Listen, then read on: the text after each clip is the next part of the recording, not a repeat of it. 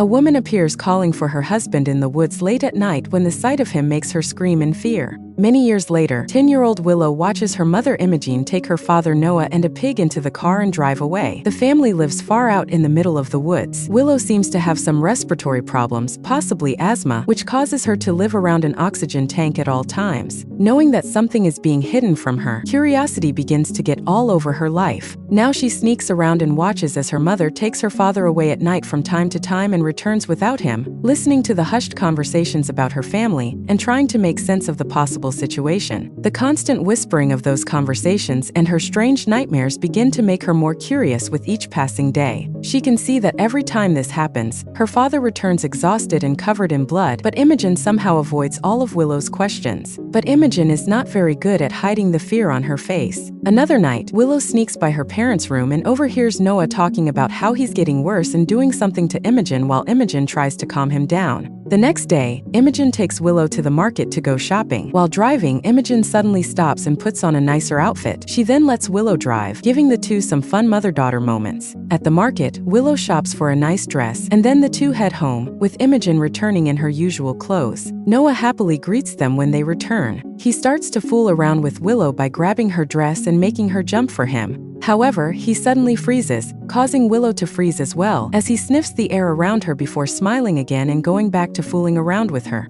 The next time Willow witnesses Imogen taking Noah away, it seems curiosity has finally killed the cat as she follows them. In the middle of the woods, Imogen and Noah are seen entering a shed-like space, where Imogen chains Noah's neck while telling each other that nothing is changing. Then Imogen goes back outside and closes the door. Willow is strangely taken by this sight, and as soon as Imogen is outside, she decides to crawl through the bars of the door and look inside. Fortunately, Imogen catches her vision and rushes back, telling her not to go in. By the time Imogen catches up with Willow, she has already witnessed her father transform into a monster. Imogen has to pick her up and rush her home to put on her oxygen mask. The next few days pass in silence in the house, with Willow still in shock and Noah and Imogen in pain that her daughter had to witness this. Willow decides to go to her grandfather Waylon, but the parents selfishly send her back home, not caring about how upset she is. Willow returns home, but all the strange cases keep flashing before her eyes, making her head feel like it could explode at any moment. One night, Willow panics because there is someone at the door, but it is her grandfather. Waylon asks her to pack her things while they leave, and Willow complies. As the two drive, Noah and Imogen catch up to the car, stop it, and tell Willow to come back with them. Waylon calls Noah a monster and tells them that Willow is not safe there, but they don't want Willow to be away from them. He pushes him away. Noah violently tries to get Willow out with him and Waylon punches him in the neck until he passes out. Imogen yells at her father, calling him a monster, and tells Willow that she will come back with them even if she hates them. The next day, Noah yells at Willow to get in the car with them and takes her to the same shed. He sits there and tells a story about his family curse. His grandfather used to turn into a wolf every full moon but kept it a secret from his wife. When Grandma decided to follow him one time, she didn't live to question him the next day. Noah's grandfather was so traumatized by what he did that he shot himself. This story was told to Noah by his father, who was not a kind father to Noah. Noah then breaks down because he doesn't want to carry on this cursed family legacy, but he can't control it. Willow hugs her father to comfort him, realizing that this may not be under his control. A few days later, Noah is cutting down trees when Willow tells him she wants to try it. Noah makes up a wild story that he is the king of the jungle and owns it here. He then makes Willow kneel dramatically and makes her swear allegiance to the jungle and that she will protect the family. He then declares her the princess of the jungle. Later, the two are enjoying their sandwiches in the back of the car when Noah gets up to get her some tea. He notices a piece of fabric under the driver's seat. It is the dress Imogen wore to town. Smelling it, he gets very angry and violently forces Willow into the passenger seat before driving away. That night, Willow has to lie under her bed with her mask on while she tries to fight off her father's screaming accusations that her mother is cheating on him. However, the next day things calm down. As Willow's birthday approaches, Imogen gives her miniature versions of her pigs, their car, and some matches. Willow loves playing house with matches that match their house and characters that look like the family, not the fake ones. Waylon visits them again, giving Willow a puppy. It was a happy day for everyone, ending with Willow assuring Imogen that they were safe in this house person Imogen, telling her that she wouldn't let anything hurt Willow. Later, Willow decided to build a shed with her matches and play, remembering how her mother went on and tied up Noah before returning, while the scenario was also playing out in real life. At night, Willow was sleeping when she heard Noah whispering to her to let him in. She woke up and broke the matchstick door to her house, but one of the sticks got inside her fingernail and her fingernail came out. Before she could fully panic about it, her body began to expand and she realized that she was turning into a monster as well. Willow wakes up from this nightmare due to the shock and has to drag herself to put on her mask due to her shortness of breath. As Willow calms down after this, she gets up to get a drink of water when she hears a knock on the front door. Willow decides to go outside and tries to open the door, thinking it is her father, but Waylon gets there in time and takes her. He lies and says it's just wind, but after putting Willow to bed, he gets into an argument with Imogen because Imogen knows he has a gun to shoot Noah if he comes here. Willow eavesdrops on them and starts to lose her breath after hearing Waylon say Noah is going to come and kill them all. As she falls unconscious on the ground, the two rush in, hearing her fall. Since her tank is empty, Imogen rushes to get it from outside. Waylon yells for her to hurry, but Imogen takes a moment to yell at the door that she won't let him hurt Willow. Unfortunately, Imogen trips as she rushes in, causing the gun to fall. As the two try to get Willow to breathe, they hear the main door open. Waylon tells them to hide and climbs down to somehow stop Noah. However, he's late enough to climb down that he can only attempt to push the door open. Because Noah is a monster, he pushes the door open, causing the deer antlers on the wall to pierce Waylon's body. Imogen hides with Willow in hopes that she will wake up soon. Once she wakes up, Imogen has to cover her mouth with her hand since Noah is outside the house. Once they manage to dodge Noah, they slowly move down to escape. Hiding from Noah's sight, Imogen managed to get out of the car and told Willow to drive away if she didn't get out with Waylon in a few moments. The two almost got caught if it weren't for Willow's help, but unfortunately, the car didn't start. Waylon decided to sacrifice himself to make them escape.